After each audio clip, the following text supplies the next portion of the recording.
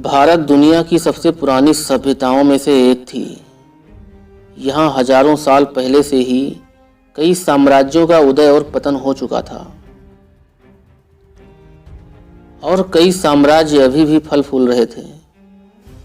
मुगल यहाँ आए और उन साम्राज्यों को जीतकर उनकी दौलत पर अधिकार किया। सन 1526 से लेकर 1857 तक भारतीय उपमहाद्वीप में मुगलों ने राज किया। भारत में मुगल सल्तनत की शुरुआत करने वाला पहला मुगल बादशाह बाबर था। बाबर उज़्बेकिस्तान से भारत आया था। बाबर के बाद आगे चलकर मुगल वंश में हुमायूं, अकबर, जहांगीर, शाहजहां और औरंगजेब जैसे बादशाह हुए। वीडियो को आखिरी तक जरूर देखना। आप मुगलों के बारे में 10 ऐसी बातें जानोगे जो आपको हैरान कर देंगी। नंबर 1, भारत में मुगल साम्राज्य स्थापित करने वाला बाबर एक पैदाइशी योद्धा था। वो अपने पिता की ओर से तैमूर लंग का 5वां वंशज था और अपनी मां की ओर से चंगेज खान का 14वां वंशज था। जब बाबर केवल 12 साल का था तब उसे विरासत में फरगना शहर मिला। वो वहां का बादशाह बना। 14 साल की उम्र में बाबर उज़्बेकिस्तान के शहर समरकंद को जीतकर अपने राज्य का विस्तार किया। सन 1505 तक वो कई जंग लड़ चुका था और कई युद्धों में उसने जीत हासिल की थी। तब उसकी उम्र केवल 22 साल की थी। अब उसकी नज़र हिंदुस्तान पर थी। अगले 20 सालों तक बाबर अपने मुगल साथियों के साथ भारतीय उपमहाद्वीप पर कब्जा जमाने की कोशिशें करता रहा, लेकिन कामयाब नहीं हो पाया। सन 1526 में उसने भारत की सबसे अमीर और शक्तिशाली शहर दिल्ली को निशाना बनाया। उस समय दिल्ली पर इब्राहिम लोदी का राज था। बाबर ने सोचा कि यदि वो इब्राहिम लोदी को दिल्ली की गद्दी से हटा सकता है तो वो वहां कब्जा जमा सकता है और साथ में पूरे भारत पर राज करने का सपना भी पूरा कर सकता है। लोदी की सेना में उस समय 1 लाख जवान और 1000 हाथी थे, जबकि बाबर की सेना में सिर्फ 12,000 जवान थे। मगर बाबर की सेना खतरनाक बंजारे लड़ाकों की थी। बाबर की सेना में गजब का भाईचारा था। बाबर और इब्राहिम लोदी के बीच दिल्ली से 40 किलोमीटर दूर पानीपत नामक स्थान पर युद्ध हुआ। बाबर युद्ध रणनीति बनाने में पारंगत था। वह युद्ध से हफ्ता भर पहले ही युद्ध स्थान पर आ गया था और अपने अनुसार युद्ध मैदान पर सैनिकों की छोटी छोटी टुकड़ियां बनाकर चारों तरफ छिपवा दिया था।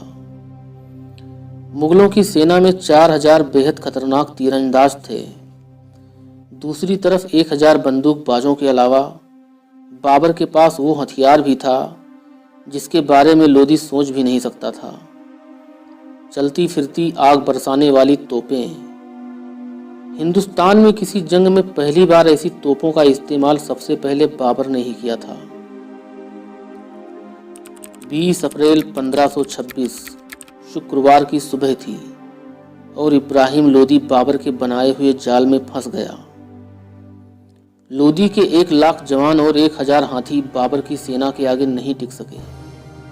तोपों के गोलों से लोदी की सेना में भगदड़ मच गई। लोदी के हाथी अपनी सेना को ही कुचलने लगे। बाबर के तीरंदाजों ने भागते हुए सैनिकों पर तीरों की बौछारें कर दी। मुगलिया बंदूकों से लोदी के तलवारबाज भी मारे गए। बाबर आसानी से युद्ध जीत गया और इब्राहिम लोदी मारा गया। दिल्ली में बाबर के राजगद्दी पर बैठते ही भारत में मुगल सल्तनत का आगाज शुरू हो गया। बाबर को लोग एक लड़ाके और एक बादशाह के रूप में जानते हैं, लेकिन बहुत कम लोग जानते हैं कि बाबर एक उच्च कोटि का लेखक भी था। नंबर 2, बाबर के बाद उसका बेटा हुमायूं बादशाह बना।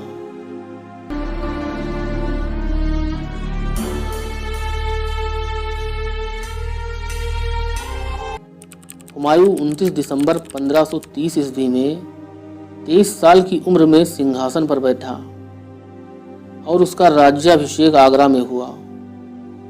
हुमायूं का जीवन संघर्षों से भरा रहा। 26 जून सन 1539 में हुमायूं शेरशाह सूरी से हार गया और किसी तरह जान बचाकर भागने में सफल हो पाया। हुमायूं सालों भटकता रहा। करीब 14 साल काबुल में बिताने के बाद 1545 में काबुल और कंधार पर अपनी कुशल रणनीतियों द्वारा फिर से अपना कब्जा जमा लिया और 23 जुलाई साल 1555 में हुमायूं दोबारा दिल्ली जीतने में सफल हो गया। हुमायूं अफीम का बड़ा शौकीन व्यक्ति था और अफीम ही उसकी मौत का कारण बनी। एक दिन जब वो अफीम के नशे में था तब वो लाइब्रेरी की सीढ़ियों से गिर गया और उसकी मृत्यु हो गई।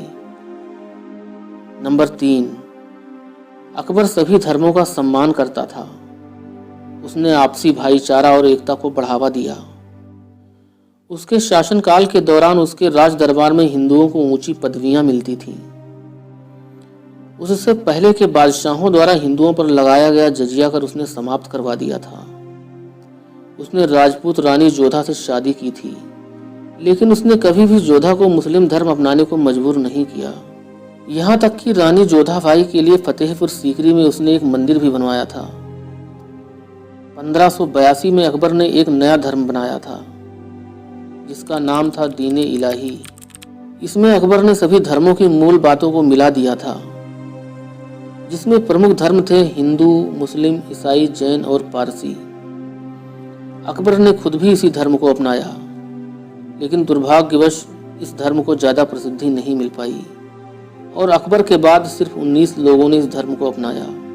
नंबर 4, सभी मुगल बादशाहों में औरंगजेब ही एक ऐसा बादशाह था जो अपने इस्लामिक नियमों का कट्टरता से पालन करता था और इसलिए वो शराब नहीं पीता था, लेकिन साथ ही उसे इतिहास का सबसे क्रूर मुगल बादशाह भी माना जाता है। गैर मुस्लिमों पर लगने वाला जजिया कर को औरंगजेब ने फिर से लागू करवाया।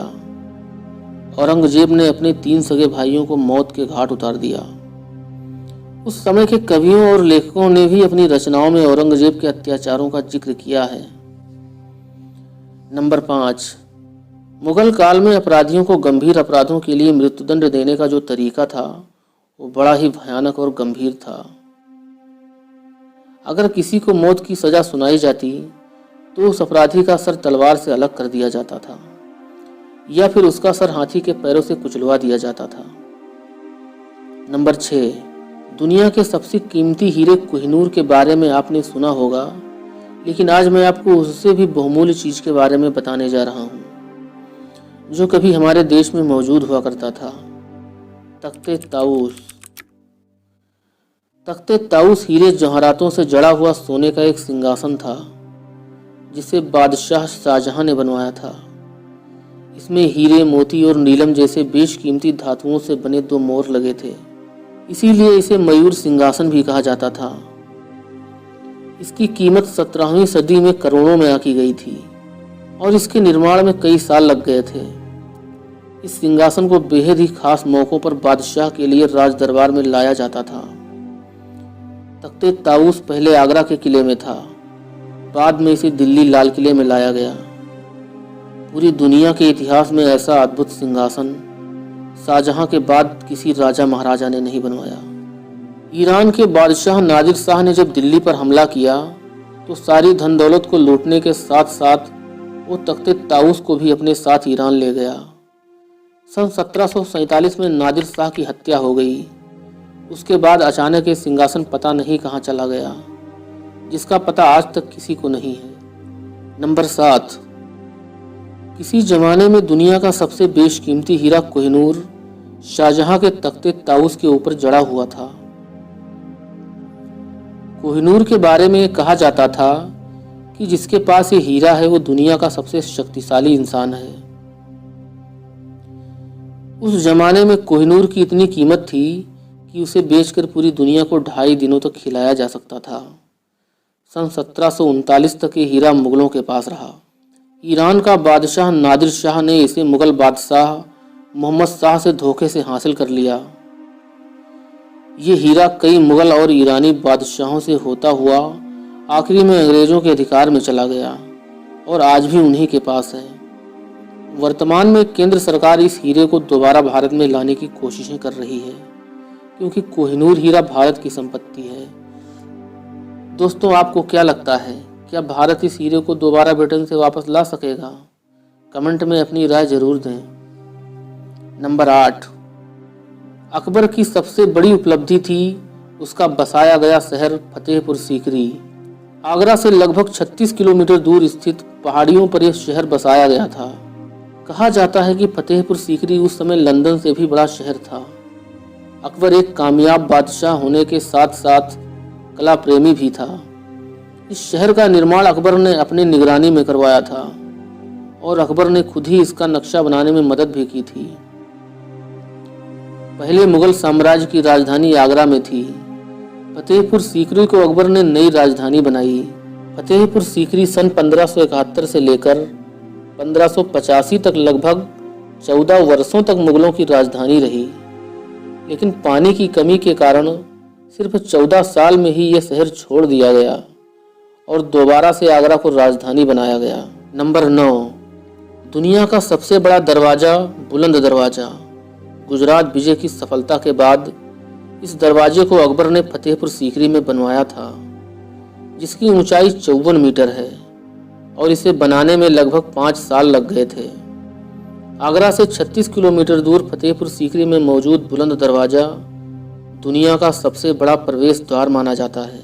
नंबर 10, मुगल साम्राज्य का चौथा बादशाह जहांगीर सन 1605 में राजगद्दी पर बैठा।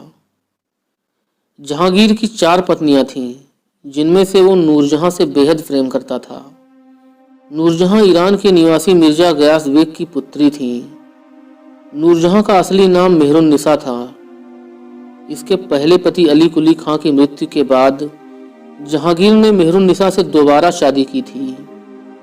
धीरे धीरे नूरजहां का प्रभाव इतना बढ़ गया कि सभी शाही फरमानों पर बादशाह के साथ उसका नाम भी लिखा जाने लगा। जहांगीर स्वयं कहता था कि बादशाहत उसने बेगम के नाम कर दी है। जहांगीर को न्याय की जंजीर स्थापित करने के लिए जाना जाता है। सोने से बनी 240 किलोग्राम की जंजीर से एक बड़ा सोने का घंटा जुड़ा हुआ था, जो आगरा किले में शाह बुर्ज के नीचे स्थापित था। जंजीर यमुना नदी की ओर एक खंभे से बंधी रहती थी। इस जंजीर को कोई भी फरियादी खींचकर घंटे को बजा सकता था। घंटे की आवाज सुनकर जहांगीर खुद न्याय करने पहुंचते थे। इस घंटे को जहांगीरी घंटा भी कहा जाता था। जहांगीर एक न्यायप्रिय बादशाह के रूप में जाना जाता था, लेकिन उस समय ये किसी को नहीं पता था कि अकबर के अंतिम दिनों में उसने अकबर के नौरत्नों में से एक अबुल फजल की निर्मम हत्या करवाई थी। शायद आप ना जानते हो, गुलाब से इत्र बनाने का आविष्कार जहांगीर की बेगम नूरजहां ने ही किया था। इस बात को जहांगीर अपनी आत्मकथा तजु के जहांगीरी में खुद लिखा है। दोस्तों, यदि वीडियो आपको पसंद आया हो तो वीडियो को लाइक करके हमारे चैनल को सब्सक्राइब जरूर करें। फिर मिलते हैं अगले वीडियो में, तब तक के लिए जय हिंद जय भारत।